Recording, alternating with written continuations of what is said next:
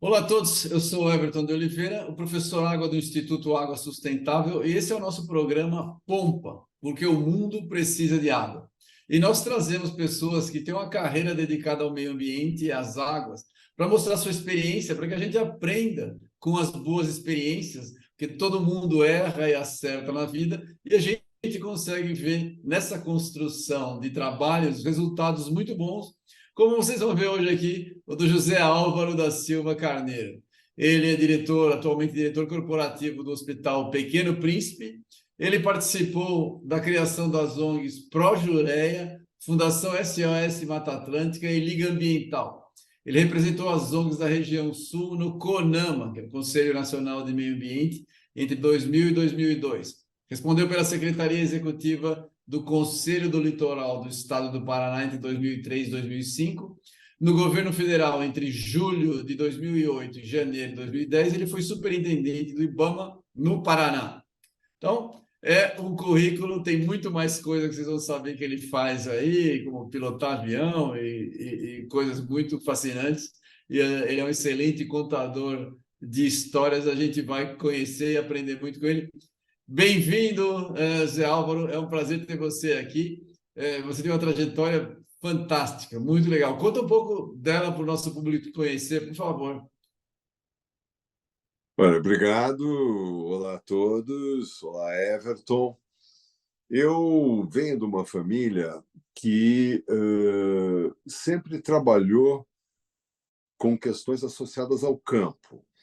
E minha família se envolveu com duas coisas relevantes para que eu me aproximasse do mundo ambiental.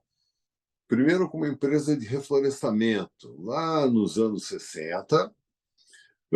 E essa empresa, que cresceu muito, um pequeno departamento de topografia que ela tinha virou uma empresa de aerolevantamento e ficou grande, 3 aviões. E aí eu, por mais que eu não tivesse muito envolvido com elas, pelo menos no seu início, sempre eram temas próximos à questão ambiental. E depois eu me converti realmente ao respeito, à importância do mundo natural, quando, no começo dos anos 80, eu passei a frequentar a Amazônia, estudando palmeiras, porque o lugar onde eu trabalhava, que era o Grupo Ultra em São Paulo, o grupo começou a estudar, junto com a Henkel, alemã, uma fábrica de álcoois graxos por ser instalada no polo petroquímico de Camaçari, e cuja matéria-prima básica seriam óleos láuricos, que são provenientes de sementes de coqueiros. Coqueiros, veja bem, pode ser coco da Bahia, pode ser o coco dendê, aquele carocinho interno do coco dendê, ou de algumas outras palmeiras, como o babaçu. Aí eu comecei a frequentar a Amazônia, estudando essas palmeiras, as ocorrências naturais, babaçu principalmente. Quando eu me dei conta, eu não me dava, eu sendo do Sul, eu não me dava conta exatamente da monstruosidade que era a Amazônia. E na medida em que eu eu frequentava a Amazônia 3, 4 vezes por ano, eu resolvi ir até Serra Pelada. Estive lá, subindo em direção a Belém, e a partir da percepção disso, de que de repente foi um garimpeiro que viu uma coisa brilhando no fundo de um igarapé, e que daí isso resultou na descoberta de um morro, que era um morro de ouro, que daí isso virou a Serra Pelada. Eu comecei a pensar, meu Deus do céu, se a gente achar mais um morro de ouro desses, na época a gente poderia pagar a nossa dívida externa, que era um tema muito discutido na época. E aí eu Sem passei, dúvida, eu lembro. eu passei a ter a mais absoluta certeza que a Amazônia era um mundo desconhecido para o Brasil, e que ele era um ativo natural que nós não conhecíamos, não tínhamos ideia do valor, e aquilo certamente valia muito, muito, muito, muito. Eu não sabia mensurar, mas isso foi uma espécie de despertar, assim, meu, como brasileiro, como cidadão, da relevância dos ativos naturais. Aí, à medida que eu morava em São Paulo, comecei a procurar pessoas que tinham o mesmo entendimento a respeito das coisas, que gostavam disso, e aí comecei a ler, comecei a estudar, e aí quanto mais eu lia e quanto mais eu estudava, quanto mais eu viajava, mais eu me convencia de que nós precisávamos muito buscar equilíbrio entre todas as questões da produção com o mundo natural. E isso foi isso que me levou a uma aproximação com um conjunto de pessoas que fundaram em 84 o Projureia, em 86 a SOS Mata Atlântica, e, e depois eu voltei ao Paraná e aí fundei a Liga Ambiental aqui. Fundei uma outra também, a Mar Brasil, que é aqui no Paraná e que se dedica à nossa pequena costa aqui paranaense. Mas olha, se eu tinha essas convicções lá para trás no tempo, de lá para cá isso só se fortaleceu. Que bom, que bom. Fala um pouquinho para a gente. Você tem uma experiência, você mencionou já do Grupo Ultra. Além dessas suas visitas à Amazônia, quais os benefícios que você teve profissionalmente, para você crescer a partir do Grupo Ultra que depois você saiu? Olha, o Grupo Ultra é considerado uma grande escola profissional, né? Uma escola de gestores, de diretores, de estrategistas, e eu diria que minha experiência lá fortaleceu em mim a necessidade de ter um senso de propósito organizacional em nível muito elevado, respeitar profundamente as boas práticas sempre comparativas no teu segmento de atuação. Na medida que eu estava no Grupo Ultra, quando eu me envolvi na fundação de duas ONGs, né, mas principalmente a SOS Mata Atlântica, eu sempre tive pleno convencimento de que no terceiro setor você precisa usar as técnicas do segundo setor, porque no terceiro setor, que é muito movido à paixão, o que é ótimo, mas ele precisa ter um senso organizacional muito elevado, porque senão a vida das ONGs é uma vida que costuma ser muito curta.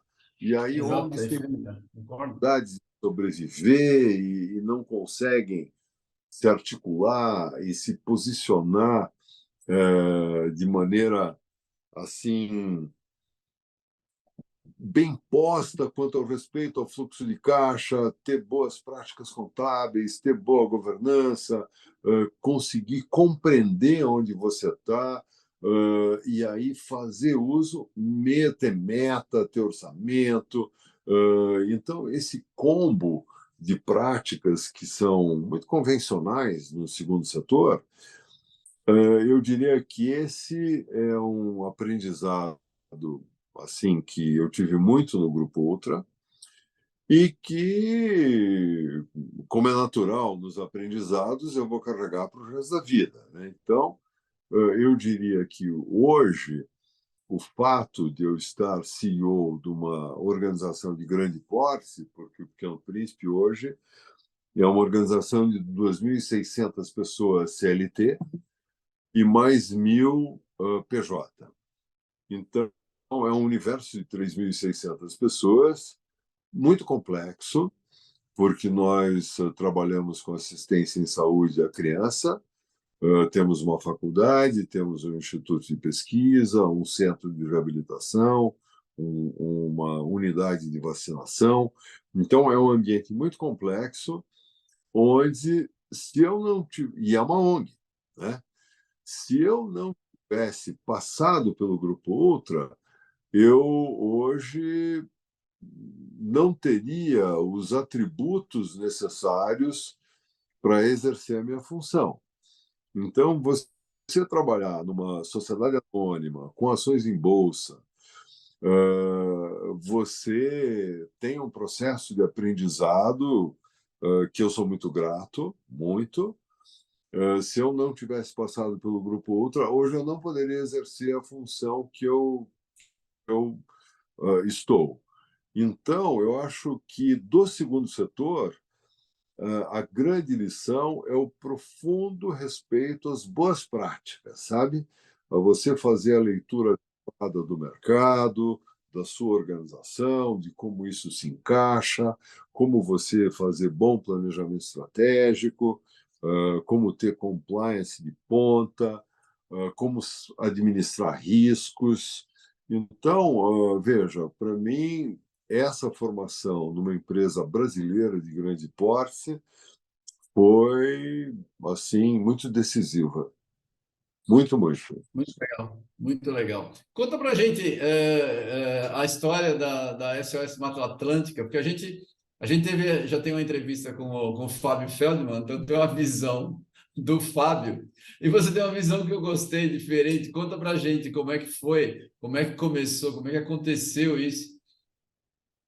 Olha, aconteceu mais pelo entusiasmo, muito pelo entusiasmo. Na época, eu tinha uma pequena propriedade na Jureia, e a Jureia estava ameaçada pelo ainda governo militar para instalar na Jureia três usinas atômicas e que teriam o mesmo processo tecnológico de geração de Angra. E tecnologia alemã, e com todo respeito aos alemães, mas não funciona direito até agora, né? Então, eh, era mais ou menos inconcebível para mim que se quisesse fazer uma usina atômica num dos lugares mais bonitos do mundo, porque a Jureia é um lugar maravilhoso, né, que hoje é um parque.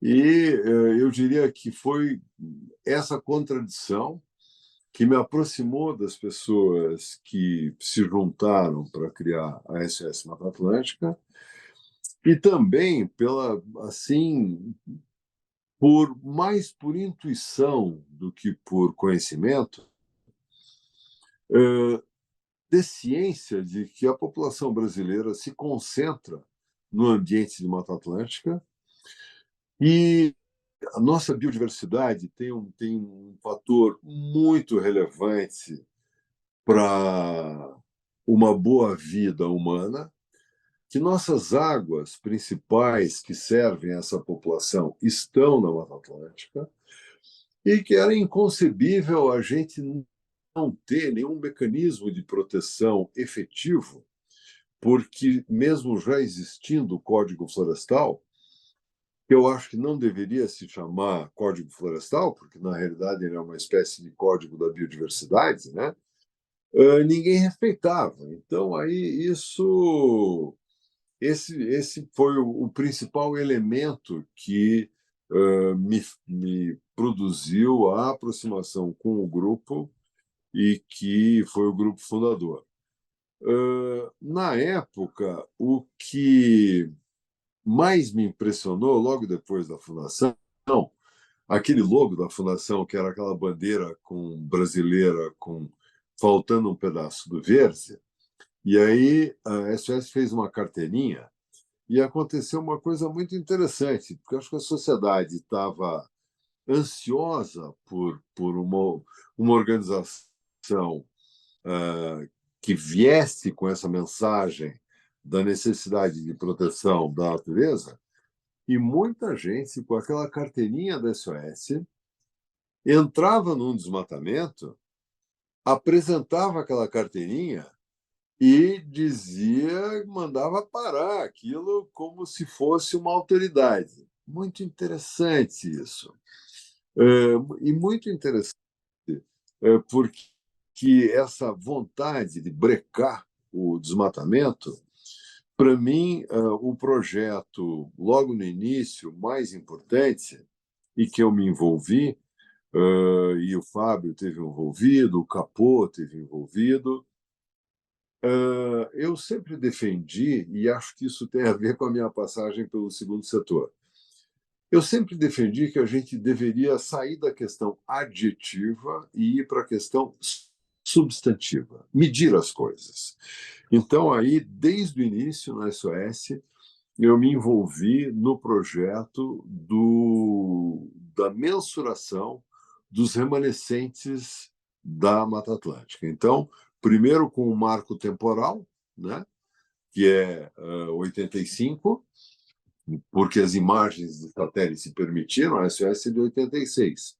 Mas se começou o marco temporal em 85, para daí começarem os levantamentos que existem até hoje, que medem a destruição da Mata Atlântica. Então, a gente tem um elemento de mensuração, para mim, esse, além da questão emocional, intuitiva, toda, tinha uma questão objetiva, que era eu acredito até hoje que você só consegue gerir aquilo que você consegue medir, né?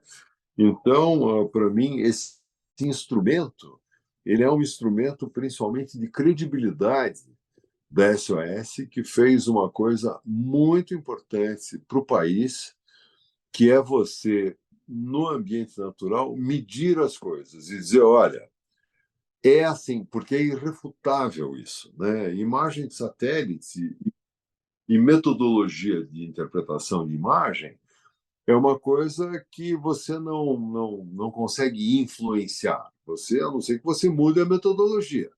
Mas se você tem imagens e tem uma metodologia definida, o resultado é inconteste, né? Então, e eu achava no passado, sabe, Everton e todos, isso seria um instrumento de constrangimento, num primeiro momento, e depois de interrupção do desmatamento. Eu acreditava, hoje com menos ênfase, que eu, como ser vivente, veria um equilíbrio, uma interrupção no crescimento dos passivos ambientais. Infelizmente, isso ainda não aconteceu, né? Eu tenho um pouco de dúvida se eu vou conseguir chegar nesse momento. Mas eu entendo, não, mas não teve uma interrupção total, mas teve uma conscientização e melhorou a situação em relação ao que seria sem essa conscientização. Eu tenho certeza disso, né? Você não acha isso? Acho, sim, certamente. Mas ainda faltam coisas, falta um pouco mais de assim um senso de propósito. E aí eu menciono o seguinte: vamos pegar o Paraná como exemplo. O Paraná ainda desmata. O Paraná ainda tem pequenas fábricas de palmito que entram em Parque Nacional para roubar palmito, para fazer funcionar uma pequena fábrica. E ainda desmata para fazer cavaco, para esse cavaco ser usado em caldeiras para gerar energia. E ainda tem um pouquinho de desmatamento para fazer lâminas de embuia, cedro, canela e tal. Veja, é inacreditável que os estados brasileiros do Sul-Sudeste não tenham firmado um compromisso com desmatamento zero. E por que eu falo isso e me referindo ao Paraná? O Paraná, no ano passado, virou a quarta economia do país, né? Então, o Paraná um estado rico, ele é um estado que tem plena segurança alimentar, segurança hídrica, segurança energética, tem um indicador importante de bem-estar, que é, por exemplo, o percentual da população que tem planos de saúde. Então, o Paraná tem uma série de coisas e, com esse indicador de ser a quarta economia do país, realmente a nossa economia não precisa manter um tiquinho de desmatamento e roubo de palmito em Parque Nacional. Quer dizer, é um contrassenso que é inacreditável que a gente, no caso do Paraná, nas suas propagandas, fique indicando que é o estado mais sustentável do país. E como assim você fazer essa afirmação e não ter um compromisso com a biodiversidade, estabelecendo que a gente será desmatamento zero? Porque isso, eu já fui superintendente do IBAMA e, quando eu estava lá, eu coordenei uma grande operação para dar um susto no desmatamento clandestino e dar um basta no desmatamento clandestino. Isso aconteceu no meio do ano, em 2009. O IBAMA se juntou com a Polícia Federal, com o Ministério Público Federal do Trabalho, e nós estudamos durante um semestre a atividade de exploração clandestina, e aí preparamos um bote para cima de empresas e do escudo político que dava sustentação às atividades ilegais, e nós interrompemos as atividades.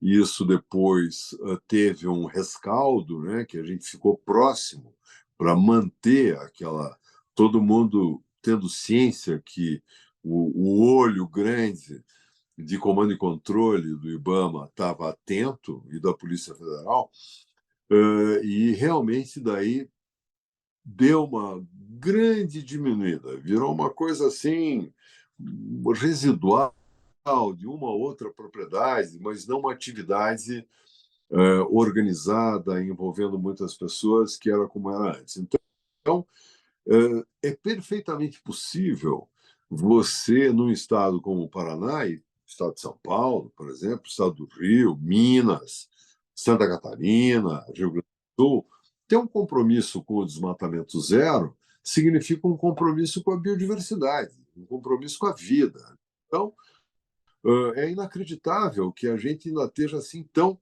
atrasado, porque isso é atraso, simples assim, né? É verdade, é verdade. Interessante.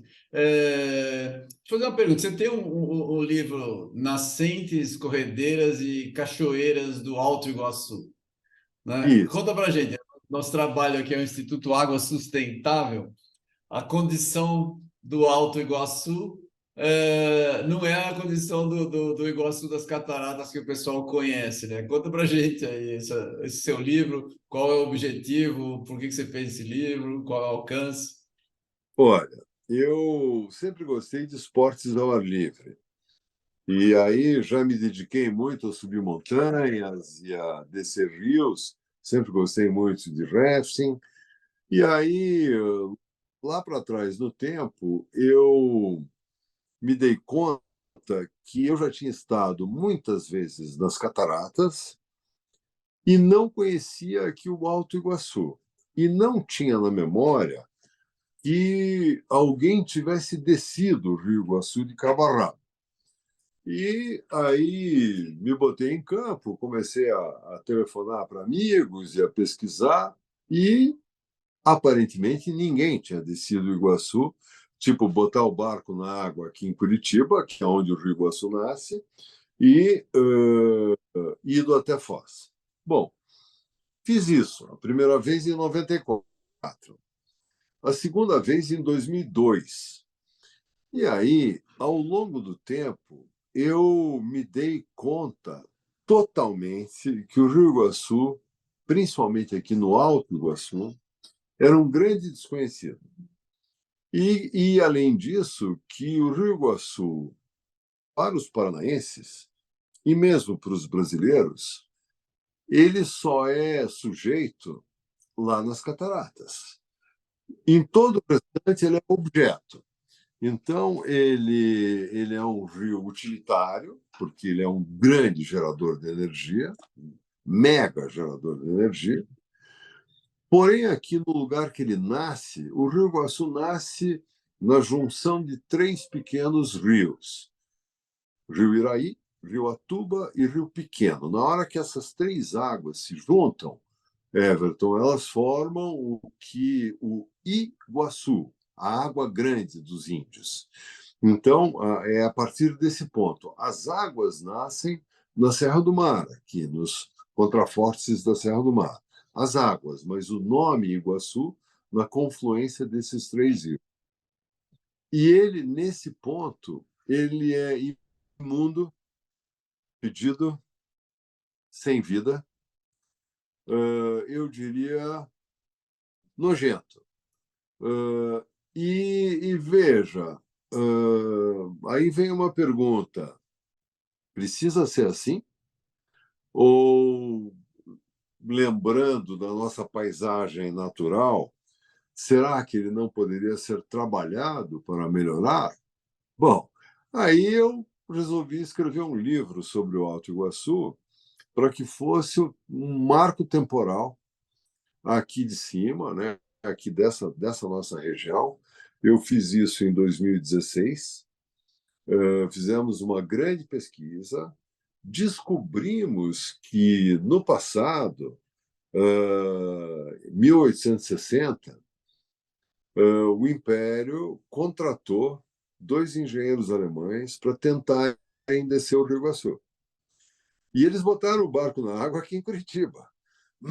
Mas eles só andaram um pouquinho, eles andaram alguma coisa como 50 quilômetros e chegaram numa corredeira grande que tem aqui, numa cachoeira, que é a Cachoeira do Caiacanga, e disseram: olha, impossível passar por ali. Então, esses engenheiros foram contratados para avaliar a possibilidade de navegação do Iguaçu.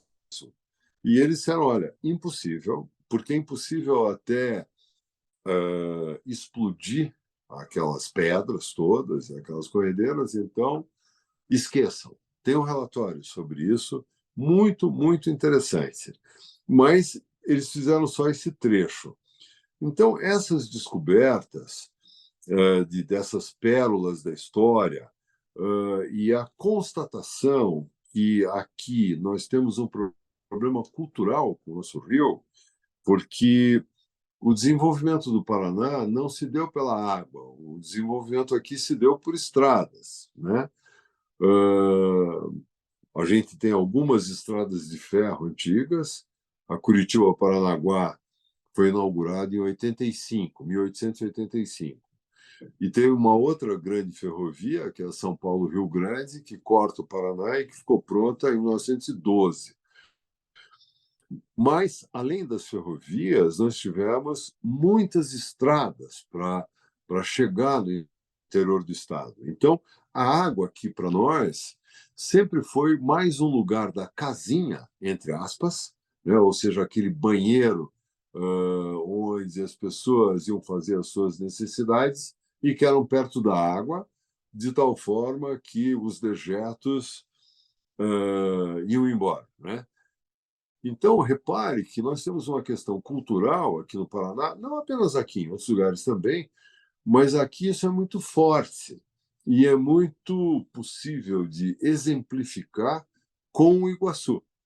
Eu, como cidadão, sou nascido em Curitiba, eu tenho a expectativa que, ainda como ser vivente, vá haver algum dia um grande programa de recuperação do Iguaçu, seja das águas, principalmente, seja das suas margens, porque hoje as margens estão infestadas por mamona, por, sabe, essências exóticas que atrapalham a visualização.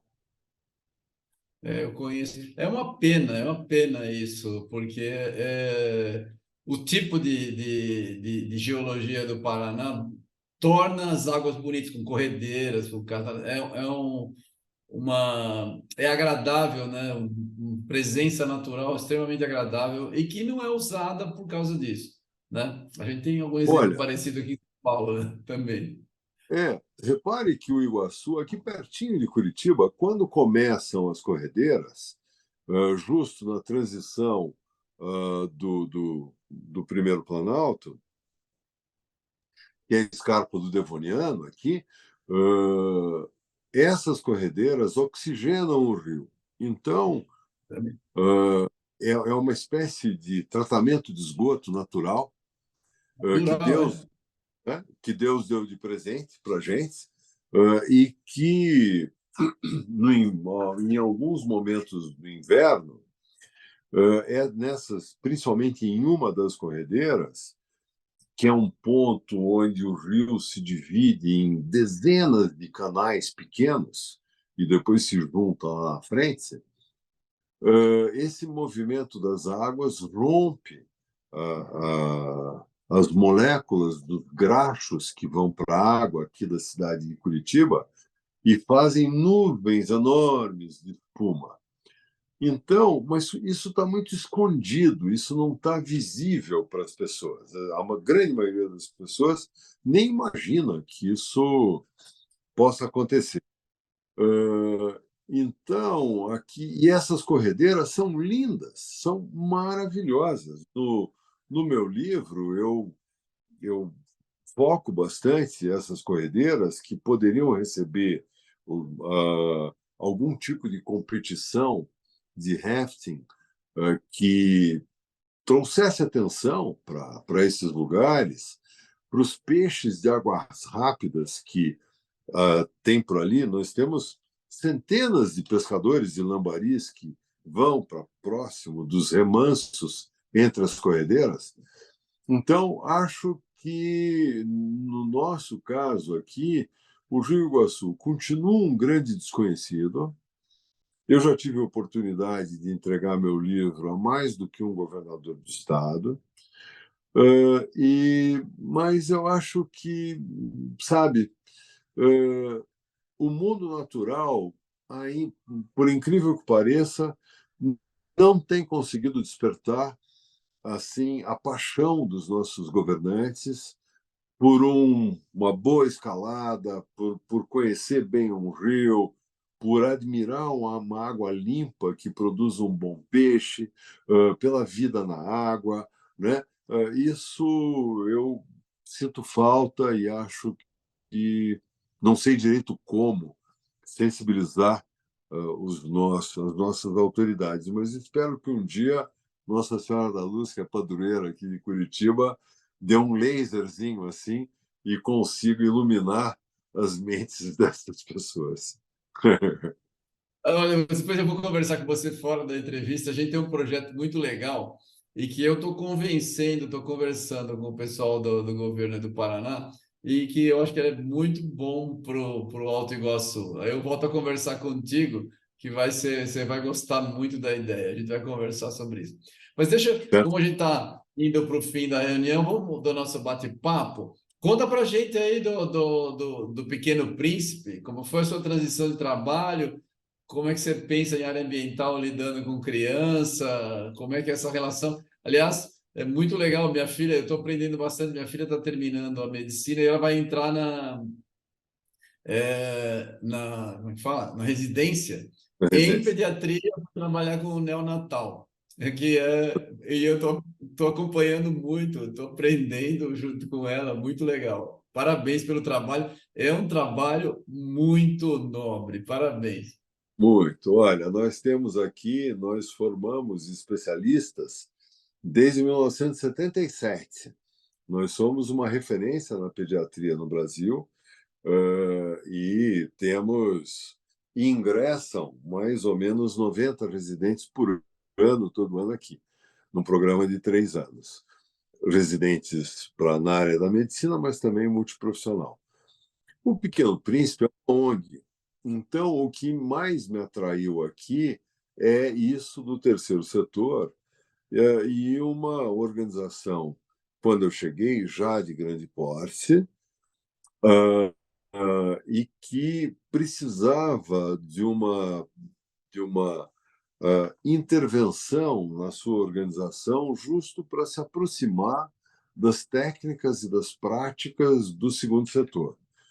E sendo uma organização do terceiro setor, a mim sempre me fascinou você trabalhar muito, querendo ganhar bem, mas querendo ganhar bem a mercado, nada de bônus e coisas assim, querendo um salário convencional a mercado, mas cujo resultado daquilo que fosse feito fosse totalmente canalizado para a atividade. Então, isso sempre me fascinou muito. E então entrar aqui para aplicar o que eu pudesse ter de conhecimento, experiência, relacionamento, de certa forma foi um privilégio. E eu sabia que se eu conseguisse botar a casa em ordem do ponto de vista econômico-financeiro, eu teria oportunidade de trabalhar algumas questões ambientais. A primeira foi uma coisa muito simples. Nós paramos em 2011, nós paramos de comprar toda e qualquer coisa que contivesse mercúrio. E aí, em 2013, nós nos tornamos mercúrios livre. Fomos o primeiro hospital do Paraná a ser mercúrios livre. Mas isso foi uma coisa muito simples, muito, muito simples. E depois comecei a enfatizar a necessidade de boa gestão para água, resíduo, energia. Veja, estou falando de gestão convencional, motivação, custo, né? Baixar custo. Então, você consegue trabalhar na área ambiental de uma forma importante se você promover boa gestão convencional quanto a sua água de entrada, efluentes na saída, medir tudo que você faz, baixar, seja a utilização de energia, seja baixar o custo dessa própria energia, enfim, fazer boa gestão, né? Então, isso ao mesmo tempo que na área foco, que é o mundo da pediatria, que é um mundo maravilhoso, muito complicado, muito, muito, muito, mas muito, eu diria, especialíssimo, assim. Por quê? Porque nós aqui no Pequeno Príncipe, nós atendemos SUS, 60% de SUS, com muita disciplina. Aí, aqui a gente recebe os casos que ninguém quer, seja porque são muito complexos tecnicamente, seja porque são muito caros. E aí ninguém quer mesmo. Você sabe que paciente caro que pode trazer muito prejuízo, ninguém quer. Como a gente existe há muitos anos, nós temos 103 anos, nós temos uma certa tradição crescente que é justo receber os pacientes mais e mais difíceis nesses dois pontos de vista. Eles são pacientes de alto risco, do ponto de vista econômico-financeiro, e são pacientes, às vezes, dificílimos do ponto de vista técnico. Então, isso é um universo que reúne pessoas com altíssimo conhecimento específico. E eu costumo dizer, Everton, que aqui no Pequeno Príncipe tem alguma coisa como 200 portadores de TOC, transtorno obsessivo compulsivo, mas TOC do bem, e essas pessoas que têm essa obsessão por um campo do conhecimento, isso para elas é mais importante do que qualquer outra coisa, o que inclui trocar de carro, por exemplo, para elas é muito mais importante você saber exatamente do que se trata a metaboliômica do que ter vontade de trocar de carro. Então, esses portadores de toque criam uma espécie de campo magnético que atrai outros portadores de toque altamente concentrados em alguma coisa específica. O cara é assim um fantástico cirurgião de fígado e que se envolve e cresceu no transplante de fígado. Ou um infecto fantástico que nos convenceu que a gente tem que ter a capacidade de descobrir nome e sobrenome de vírus, bactérias e fungos no menor tempo possível, de tal forma a poder afirmar para o paciente que ele não tem uma virose, ele tem especificamente o vírus X e que nós vamos tratar aquele vírus. Então, esse combo de conhecimento que tem aqui é absolutamente fascinante.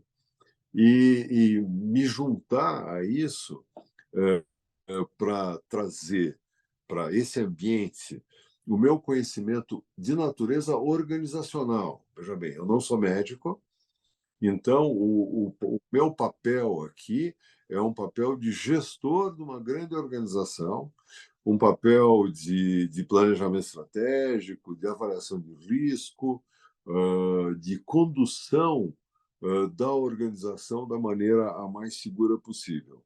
E aí, no meio do caminho, como nós fomos conseguindo estabilidade do ponto de vista econômico-financeiro, eu pude me dedicar um pouco mais à questão ambiental interna. E aí nós somos carbonos neutro desde o ano passado, desde 21, repetimos 22, continuamos assim, já ganhamos muitos prêmios na área ambiental. E para uma ONG global chamada Health Without Harm, Saúde Sem Dano, nós fomos ranqueados já pelo segundo ano seguido entre os 60 melhores hospitais do planeta nas suas relações com a natureza. Então, isso me dá um conforto moral enorme, né? Porque o meu senso profissional foi mais voltado à organização, mas isso aí é uma espécie de efeito colateral positivo que eu trouxe para a organização e importante para o mundo corporativo de hoje, onde essa sigla ESG, né, está muito em voga, e o environmental, que é o E de meio ambiente, no nosso caso, a gente está muito bem. Então, aqui, olha, o que eu posso dizer é que é um grande privilégio trabalhar no maior hospital pediátrico do país e poder pensar e ajudar a que o atendimento à criança, através da nossa faculdade, do Instituto de Pesquisa e do hospital, melhore não apenas no Paraná, mas no Brasil inteiro, que a gente consiga influenciar para que a Amazônia, que é um vazio assistencial na pediatria em alta complexidade, que as crianças de lá consigam boa oportunidade de acesso. Então, é um privilégio trabalhar aqui. É um trabalho sem fim, né? Então, para mim, é um grande privilégio. Que legal, que legal. É um prazer ouvir você falar. É muito legal a paixão que você mostra no que você faz. É um luxo, realmente. Muito legal ouvir. E que a gente tivesse muito mais José Álvaros no Brasil produzindo coisas. E tem muito mais, mas precisamos de muito mais gente com essa dedicação. Olha, lamentavelmente o nosso tempo tá esgotado aqui. Eu peço você fazer as suas considerações finais e deixa um recado para o meio ambiente e um recado positivo, que toda a sua entrevista foi um recado positivo, por favor. Olha, eu gosto muito daquela história muito conhecida do beija-flor pegando água no seu bico e jogando uma gotinha no incêndio da floresta. E aí chega um outro bicho e pergunta para ele: se escute, mas você está maluco? Para que você está fazendo isso? Essas gotinhas que você está jogando não vão fazer a menor diferença, afinal está tudo pegando fogo. E o Beija-Flor responde que ele está fazendo a parte dele.